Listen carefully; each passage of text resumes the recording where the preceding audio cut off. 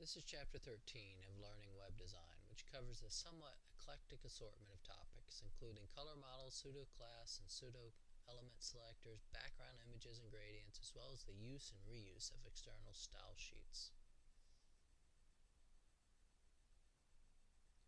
The chapter starts with a survey of the various ways one can specify a color in a style sheet, starting with the so-called web-safe color tables that have been in use since the first days of the web.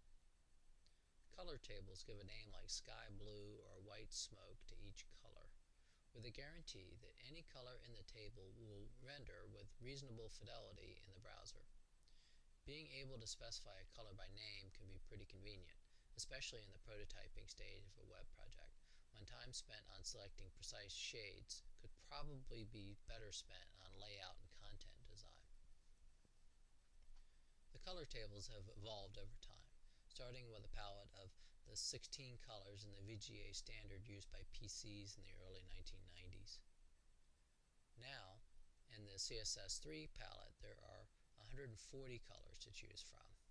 Swatches, names, and color code values are given in Table 13-2. The alternative to color names is to use numerical color values. CSS supports two different models, RGB and HSL.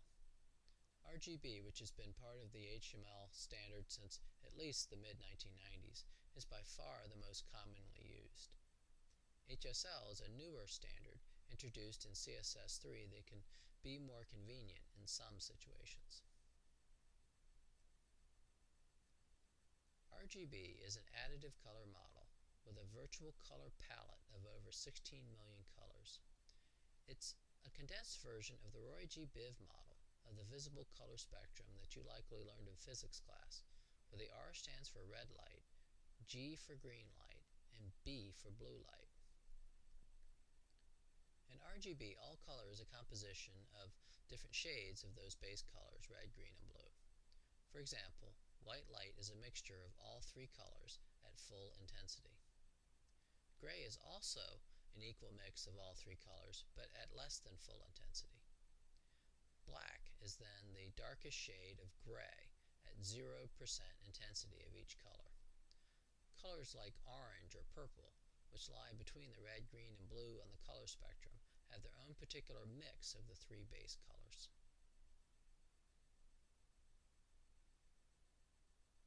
There are two different ways to specify an RGB color.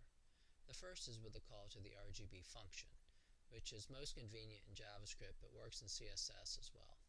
The function has three parameters, one for each of the base colors. The amount or intensity of each color is a number between 0 and 255, with 255 being the most intense. Why 255? The answer is slightly technical. The number 255 is the largest integer that can be stored in 1 byte by your computer. The second method is with a hexadecimal number, which always starts with a hash sign. Each number corresponds to one of the 16 million plus colors in the RGB color table.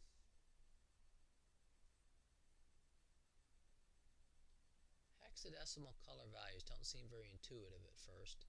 How is FFA500 a number? Actually, it's three numbers, one for each base color. Hexadecimal numbers just encode each base color as a two-digit number in base 16. FF in base 16 is equivalent to 255 in decimal numbers. A5 is equivalent to 165 in decimal, and so forth. The result is an encoding that uses the minimal number of characters to describe each color. The extra hash on the front is just used to tell the browser to treat the value as a number instead of a color name.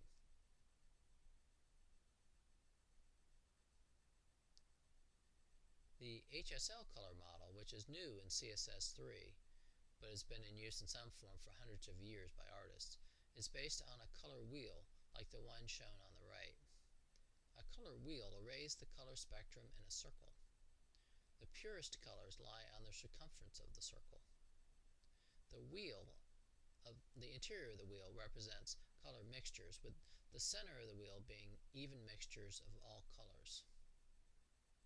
In HSL Color, we can think of the wheel as a clock with a single hand. The hue of a color is its purest shade, where the clock hand meets the outer edge of the circle.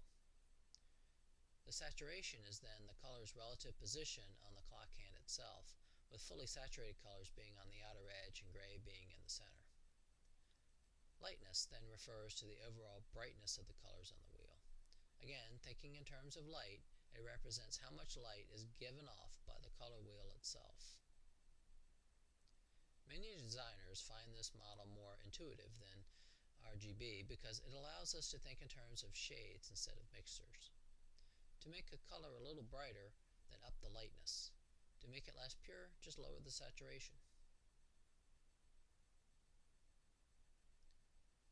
HSL colors are defined using the HSL function, which takes, naturally, three parameters: the hue, the saturation, and the lightness.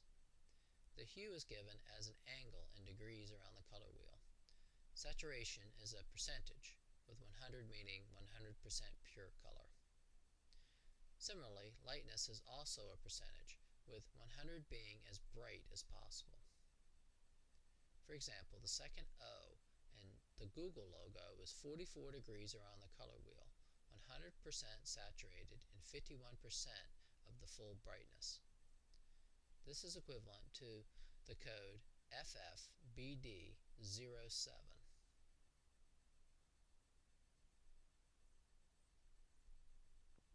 While it's important to understand the two color models, designers are much more likely to use a color editing tool than to select the color values by hand.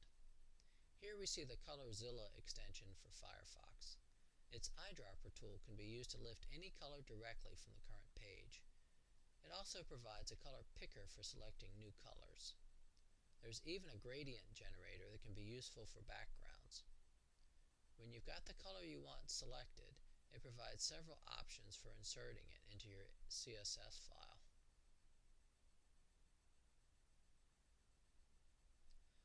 Colors are most often used in foregrounds and backgrounds.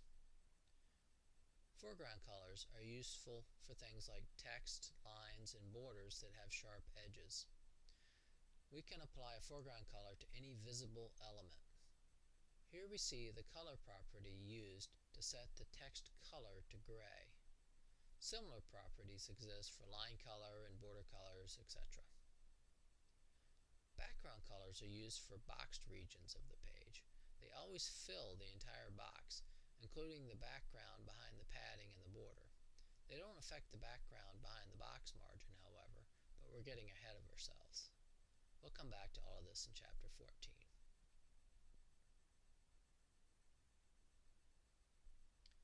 Here's a figure from the book that shows both foreground and background colors in use.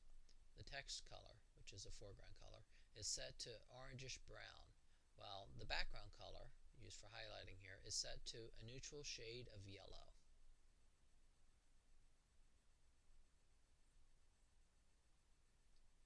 Selecting colors is an art form, with its own theory about what colors work well together and what colors don't. For those of us without extensive art training, the best strategy is to keep things as simple as we can. That means using no more than 3 dominant colors, perhaps in a few shades, plus a highlight color for important foreground elements. For readability's sake, be very careful about color contrast. It can be very hard to make out text in a shade that doesn't stand out from the background. Finally, try to avoid clashing colors unless you really need them for dramatic effect. Colors tend to clash when they appear on opposite sides of the color wheel. Here we see fully saturated red clashing with its complement, fully saturated green.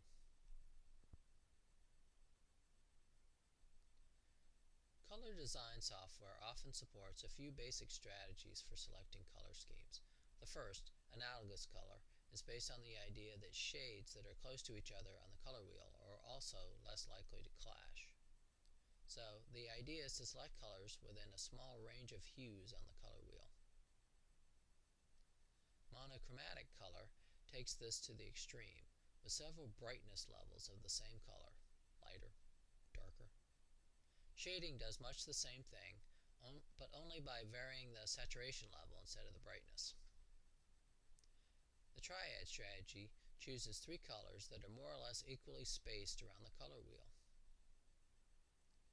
Complementary color is the most risky, with the possibility that the color clash will ruin the look of the page. Use at your own risk.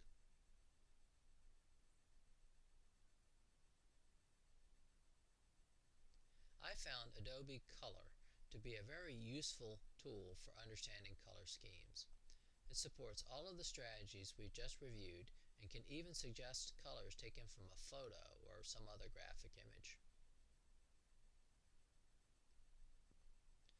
One of the best uses for color is to extract color schemes from existing websites, like this early beta version of the website for the Fairfield Business Buying Competition. Based on the colors used in the screenshot, Color detects 5 that are most prominent. Based on the distribution of these colors on the color wheel, it looks like the website is using an analogous strategy, with all of the colors coming from a fairly narrow range of the color wheel. Actually, since the green and yellow picked up by color came from the photo at the top of the page, the actual range of colors in this design is even narrower than what color is showing us. It's definitely an analogous color scheme though, based on a very similar one used on the Fairfield University website. As we'll see in Chapter 15, CSS allows us to create layered effects by positioning elements on top of each other. To make these effects even more realistic, elements can be made fully or partly transparent, with the colors of the top elements blending with the colors of the overlapped elements behind them. The name given for this effect is opacity.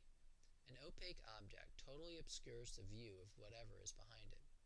The opposite of opacity is transparency, with a fully transparent element allowing all colors to shine through unobscured. In between these two extremes are a practically infinite number of degrees of opacity, which CSS represents with numbers between 0 and 1. There are 3 ways to set the opacity of an element. The first is the opacity property, which allows numbers between 1, which is fully opaque, and 0, fully transparent. The second is the background color property, which allows the transparent keyword to be used to indicate full transparency. The last is the RGB Color function, which adds an opacity value to the usual red, green, and blue settings of the RGB function we discussed before.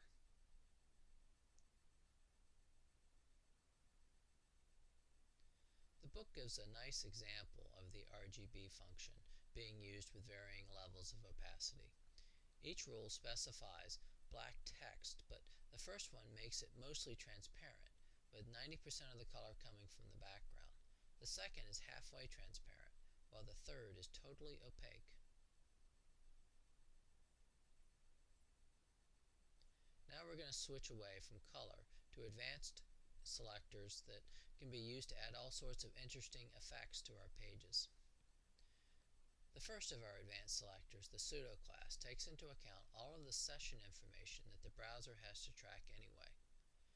Things like what sites you visited, or where the mouse is at the moment, or what is the next element to display in a list. This makes the selector context-aware, with the context extending even to things outside of the page itself.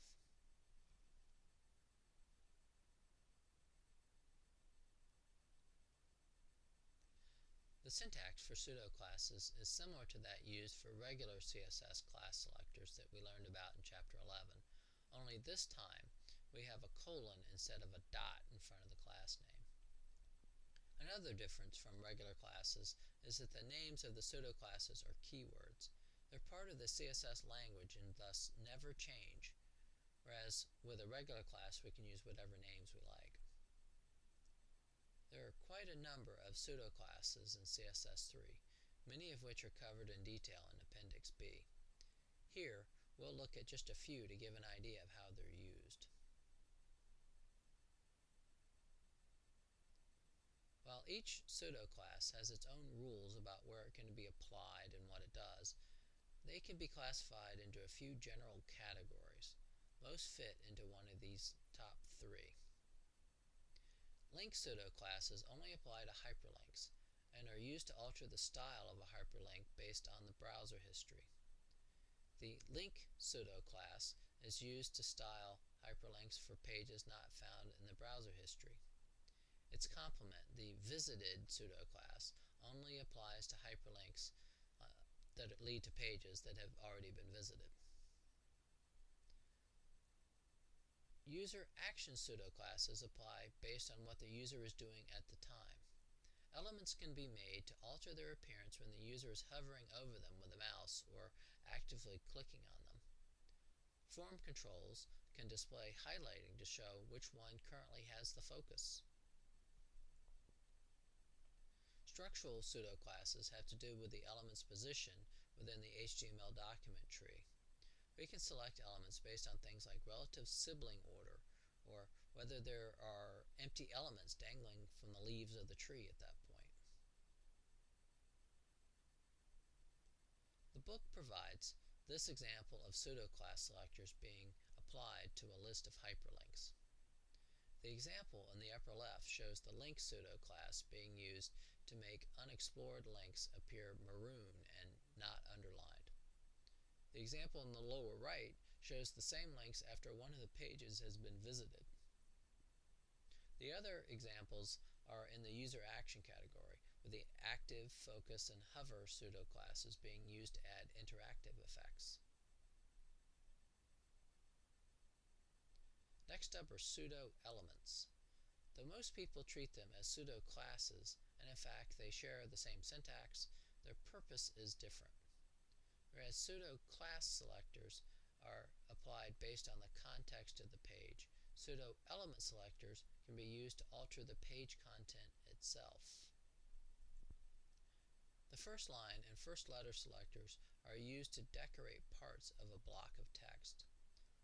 Pull quotes, for example, will often show the first line in a bigger font size, while the first letter selector can be used to make the first letter of a paragraph stand out from the rest.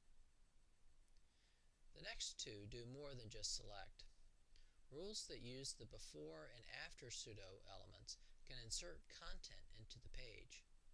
Often the content is an icon or some other bit of decoration, but it can be used for more than that. If we needed to, we could insert just about any HTML we'd like into a document using before and after pseudo-elements. Here we see all four pseudo-element selectors being used in a live weave snippet. The first letter pseudo-element is being used to enlarge the first character of each paragraph. The first line selector is being used to highlight the first line of each paragraph. The before pseudo-element is used to insert a large section marker in front of a new section of the document. The after pseudo-element is used to add a paragraph end marker to each paragraph. For those of you paying attention to the CSS on the left, the content property in the before and after rules indicates what to insert into the document. In both cases here it's a character entity in Unicode format. Also note the unusual chaining of pseudo-class and pseudo-element selectors in the before rule. This was needed to be sure that the section marker only appeared before the first paragraph in the section. There's a child selector mixed in there too, as if the others weren't confusing enough. This makes 4 different kinds of selectors being used in one rule. Don't try this at home. Although not widely used, attribute selectors have been around since the release of CSS2 in 1998. As the name implies, they select elements based on their attributes. The 2 selectors shown here are the most common forms. The first selects any element of the specified type that has the given attribute name. For example, one could select all image elements with the title element. The second form selects any element of the specified type that has the given attribute value exactly. Several other forms exist to handle other text patterns in the attribute values. The W3C website includes a comprehensive list in the CSS3 draft standard. The penultimate chapter topic is the use of background images and color gradients. Background images are typically stored in external files and applied to selected elements using the background image property. When combined with background repeat, background position, and background attachment properties, the designer has fairly precise control over the use of a background image.